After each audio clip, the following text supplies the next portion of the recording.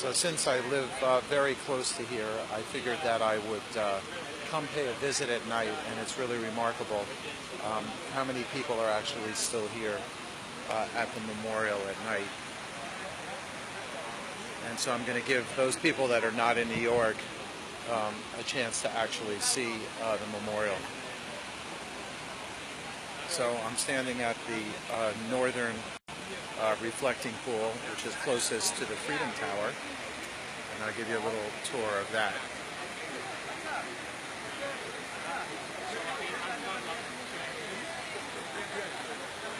It's so impressive actually when you stand right in front of it, and you can see how this first reflecting pool actually sits right at the base of the Freedom Tower.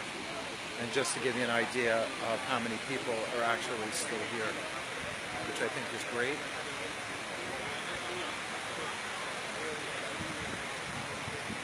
And you can see all of the flowers and the wreaths that have been laid down here. I'm going to walk around a little bit so everybody can get a feel for what's going on. You can see the people. People just kind of, there's really not a lot to do here, but it's just interesting. People stand here and they, you know, everybody's got their own sort of version of what's going on.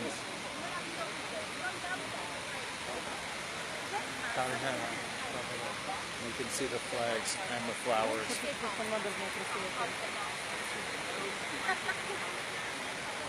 And I'm actually going to walk back. You can see it's just a lot of people here still. This is being done live right now. It's 8:30 at night on 9/11. And you can see this is actually the 9/11 museum. And actually 60 Minutes actually showed the construction of this tonight. So that girder, I believe, is the last piece that was taken from the wreckage.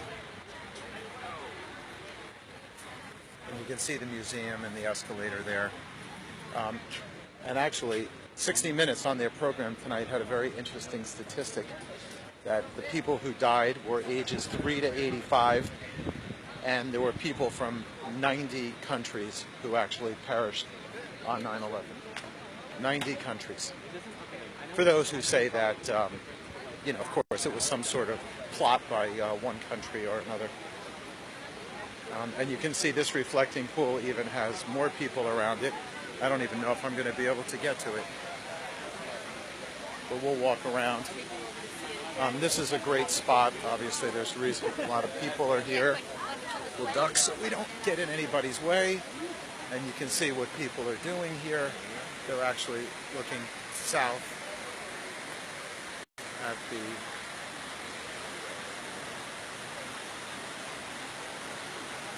kind of see as it disappears. It's a big flag right here.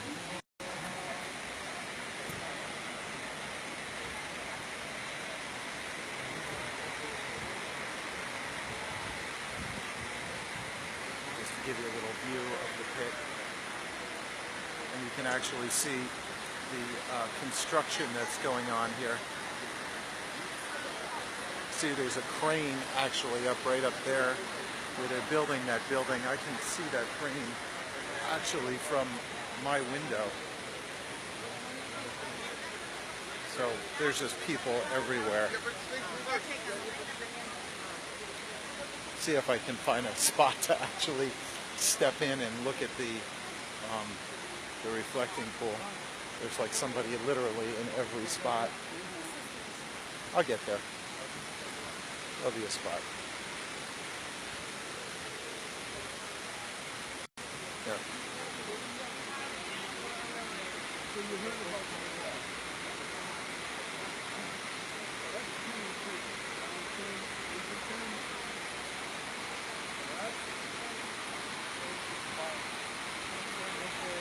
can kind of see the reflecting pool.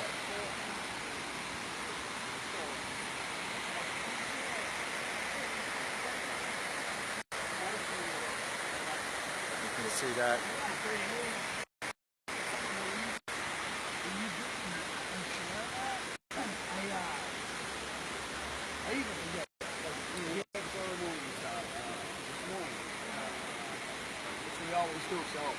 Pretty sad, right?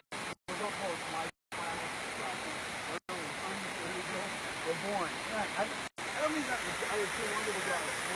looking out this way at Battery Park, that Battery Park off in the distance. I don't know how you can, the pool is actually really loud. Don't worry, I'm not talking. I'm doing the Facebook Live. So. Me too. Are you really? Good for you. And you have like some serious equipment doing that.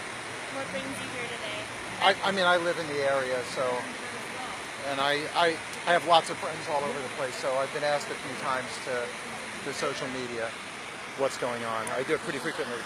So, what brings you? I'm live on the New York Times Facebook page. So you're live on the New York Times, so I guess you probably have a big audience. Wait, I have to see. How many, yeah, so you have, wait, I'm going to just film, so people can see it. See, wait, let's see if we can get it in focus. I don't know if I can do that. So you have like 2,100 viewers. See, I only have like 7 live, but by the time I'm done, I'll have a few hundred.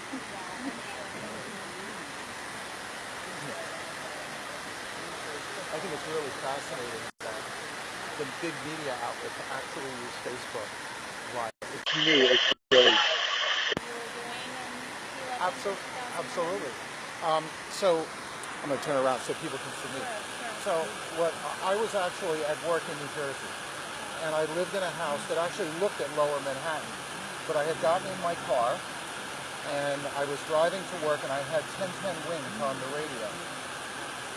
And 1010 Winds had a news flash that said that a plane crashed into the original broadcast was that a small plane had crashed into the World Trade Center.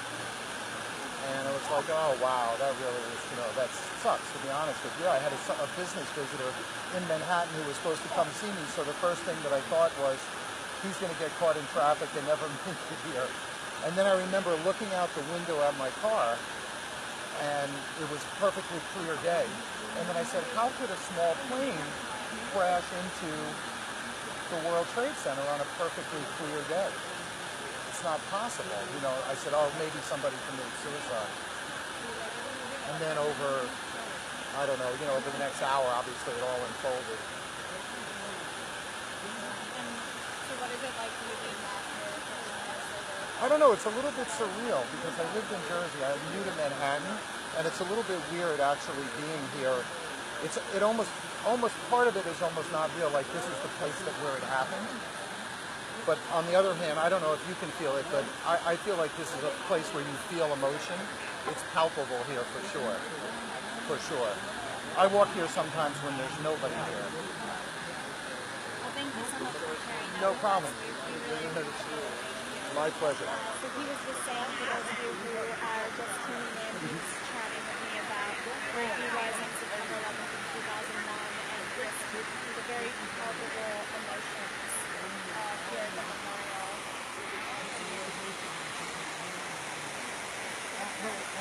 So that was pretty cool. That was the Facebook Live feed from the New York Times, which of course I somehow ran into. Have these kind of things happen when I'm here. Kind of interesting. So we'll give you one last sort of spin around.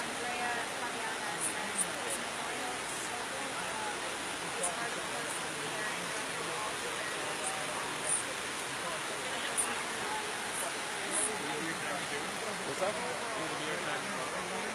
No, I'm not a New York Times fan. I'm watching you here. Yeah, that'd be nice. Yeah, let's do it. Well, I live in...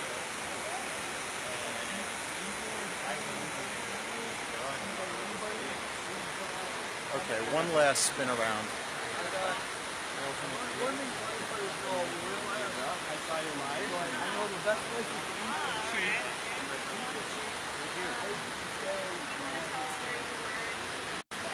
Yeah. I was in Israel. pretty much you. New York Times conducting interviews.